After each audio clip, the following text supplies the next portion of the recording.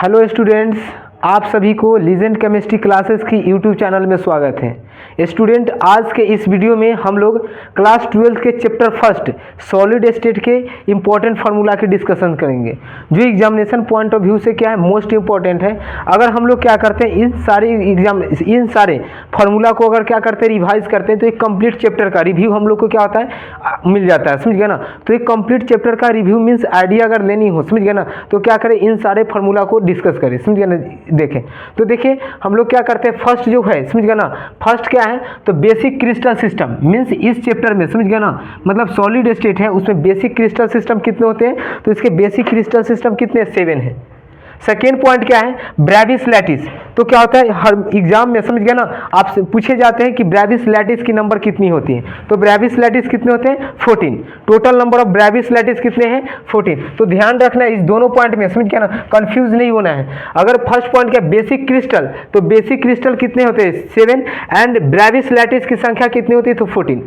Third point क्या है cubic, समझ गया ना, क्यूबिक देखेंगे और क्यूबिक, समझ गया ना, तो क्यूब में क्या होता है क्यूबिक जो होता है 3 टाइप्स। फर्स्ट क्या है एक तो सिंपल होता है, समझ गया ना, सेकेंड क्या होता है बीसीसी होता है और थर्ड क्या होता है एफसीसी। इसी सिंपल को हम लोग क्या लिखते हैं एससीसी लिखते हैं, समझ गया ना। तो देखते हैं एससीसी मीन्स क्या होता है, तो SCC means simple centred cubic cell और सेकेंड जो है समझ गया ना BCC means body centred cubic cell और थर्ड क्या है FCC means face centred cubic cell. तो देखिए क्यूबिक जो स्ट्रक्चर होते हैं, समझ गया ना, वो 3 टाइप्स है।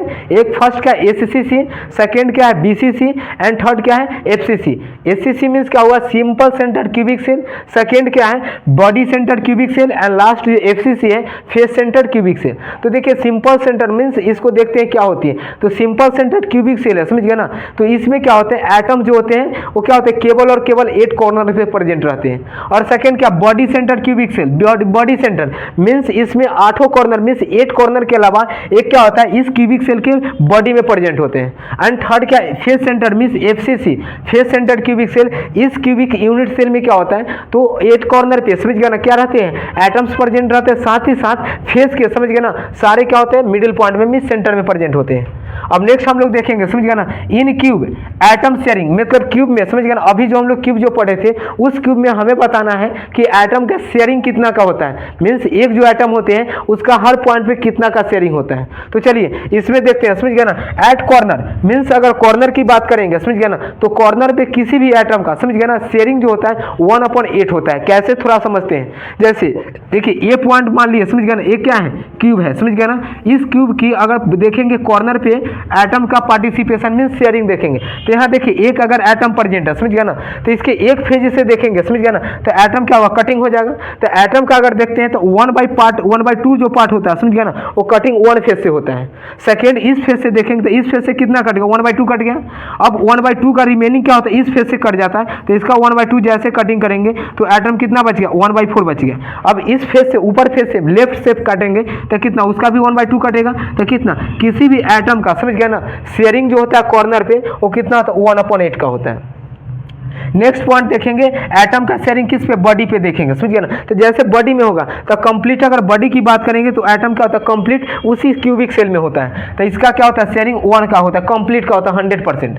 और इसमें देखेंगे फेस पे अगर देखते हैं, समझ गया ना, तो फेस पे कितना का होता है, तो फेस में जैसे देखिए इस फेस पर अगर बात करेंगे तो एटम अगर यहाँ पे प्रेजेंट है तो क्या होता है 1/2 पार्ट क्या बाहर होगा और 1/2 पार्ट क्या होगा इन द क्यूब होगा, तो इस पर शेयरिंग कितना होता है 1/2 का होता है। अब देखिए तो एटम होगा अगर परसेंटेज अगर पूछा जाए, समझ गया ना, तो क्या करेंगे 100% का कितना 1/8 है, समझ गया ना, और ये कितना होता है टोटल 100% होता है, ये कितना 12 पॉइंट, समझ गया ना 5% है। मतलब एटम का शेयरिंग कॉर्नर पे कितना होता है 12.5% का होता है। इस पे अगर देखेंगे तो कितना होता है 100% का होता है किस पे बॉडी पे, और अगर देखते हैं फेस के केस में, समझ गया ना, तो कितना होता है 50% का शेयरिंग होता है। तो चलिए अब हम लोग डिस्कस क्या करते हैं relation between A and R, मतलब of unit cell means unit cell की, समझ गया ना, रिलेशन देखना है किसके बीच, तो ए और आर के बीच देखना है। आर क्या है तो एटॉमिक रेडियस है और ए क्या है तो एटम है, समझ गया ना, उसके बीच क्या देखना है रिलेशन देखना है। ए क्या है यहाँ देखिए आर जो है सो क्या एटॉमिक रेडियस और ए जो है सो क्या एज ऑफ यूनिट सेल है। तो इसमें देखेंगे किस सिंपल एससीसी के केस में अगर देखते हैं, समझ गया ना, तो ए इक्वल क्या होता है 2r होता है, क्लियर। अब सेकेंड देखते हैं किसके, बॉडी सेंटर बीसीसी के केस में देखेंगे तो ए इक्वल क्या होता है r 4 into r upon root under 3 होगा। और थर्ड क्या होता है फेस सेंटर के केस में देखेंगे तो क्या होता है ए इक्वल 4 आर रूट अंडर 2 होता है। अब नेक्स्ट हम लोग पॉइंट डिस्कस करते हैं, वो क्या होता है पैकिंग इफिशियंसी, समझ गया ना, packing efficiency of different unit cell, मतलब डिफरेंट यूनिट सेल के पैकिंग इफिशियंसी की बात करेंगे। तो यूनिट सेल अगर देखते हैं, समझ गया ना, तो हम लोग ऑलरेडी 3 अभी डिस्कस किए हैं। फर्स्ट क्या होता है SCC simple centre unit cell, second क्या BCC body centre unit cell, और थर्ड क्या होता है FCC face centre unit cell, और उसी को क्या बोलते हैं तो सीसीपी मतलब क्या होता है क्यूबिक सेंटर यूनिट सेल। तो यहाँ पर देखिएगा, समझ गया ना, तो क्या होता है एससीसी का पैकिंग इफिशियंसी कितना होता है 52.38% होता है, बीसीसी का कितना होता है तो 68% होता है, और एफसीसी का कितना होता है तो 74% होता है। एफसीसी समझ गया ना और सीसीपी अगर दोनों अगर पूछा जाए, समझ गया ना, तो दोनों का सेम पैकिंग इफिशियंसी कितना होता है 74%। अब चलिए नेक्स्ट पॉइंट हम लोग डिस्कस करते हैं कोऑर्डिनेशन नंबर, समझ गया ना। तो पहले तो जानिए कि कोऑर्डिनेशन नंबर एक्चुअली होता क्या है। तो जैसे हमें क्या करना है, जैसे एक एटम होगा, समझ गया ना, जैसे मान लीजिए क्या एक स्फीयर है, समझ गया ना, और एक स्फीयर अदर कितने स्फीयर के कांटेक्ट में है। जैसे हमने माना कि एक स्फीयर हो गया 1 2 3 और क्या 4 स्फीयर, मींस एक जो सिंगल जो स्फीयर है, समझ गया ना, वो 4 अदर स्फीयर के कांटेक्ट में है, तो 4 जो हो गया, समझ गया ना, वो क्या होगा कोऑर्डिनेशन नंबर है। तो कोऑर्डिनेशन नंबर समझ में आ गया ना। कोऑर्डिनेशन नंबर क्या होता है number of atom that is attach with other atom, means एक सिंगल एटम से कितने number of other atom attach है, उसी को हम लोग क्या बोलते हैं कोऑर्डिनेशन नंबर बोलते हैं। तो एससीसी के केस में कोऑर्डिनेशन नंबर कितना होता है 6, बीसीसी के केस में कितना होता है 8 होता है, एफसीसी के केस में कितना होता है 12, एंड एचसीपी के केस में कितना होता है 12 होता है, समझ गया ना। इस दोनों का क्या होता है सेम होता है, और इससे समझ गया ना ऑब्जेक्टिव क्वेश्चन बनने की 100% क्या होते हैं चांसेस होते हैं। तो क्या करें इन सभी को, समझ गया ना, बार बार रिवीजन करें। अगर क्या करते हैं 1 टाइम्स इन सारे अगर फॉर्मूला को रिवाइज करते हैं तो हम लोग को क्या होता है एक कंप्लीट आइडिया पूरे चैप्टर के बारे में हम लोग को क्या होता है रिवीजन हो जाता है, मीन्स कंप्लीट आइडिया रिव्यू हो जाता है। अब देखेंगे हम लोग क्या देखेंगे शेप देखेंगे और उसके कोऑर्डिनेशन नंबर के बारे में बात करेंगे, समझ गया ना, मीन्स हर क्या करना है शेप देखना है, समझ गया ना, और उसके कोऑर्डिनेशन नंबर हम लोग क्या करेंगे डिस्कस करेंगे। तो देखिए शेप अगर लिनियर शेप होता है, समझ गया ना, तो उसका कोऑर्डिनेशन नंबर कितना होता है 2। अगर देखते हैं, समझ गया ना, ट्रायंगुलर अगर प्लेनर होता है, ट्रायंगुलर प्लेनर, तो उसका कोऑर्डिनेशन नंबर कितना होगा 3 होगा।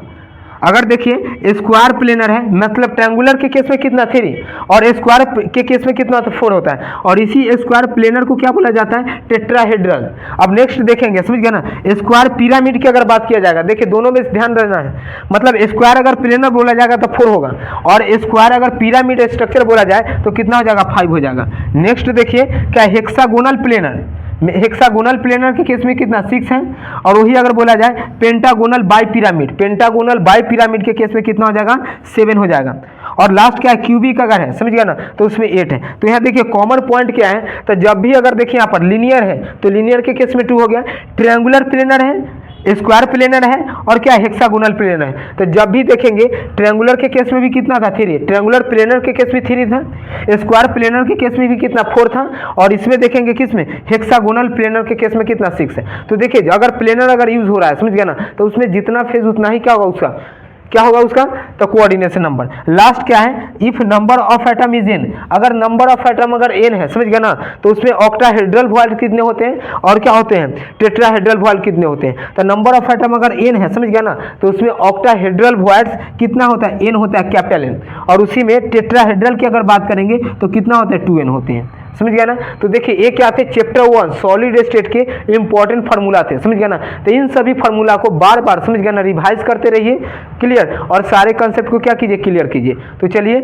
Okay thank you. अब हम लोग क्या करेंगे नेक्स्ट वीडियो में नेक्स्ट कंसेप्ट को क्या करेंगे डिस्कस करेंगे। Okay thank you.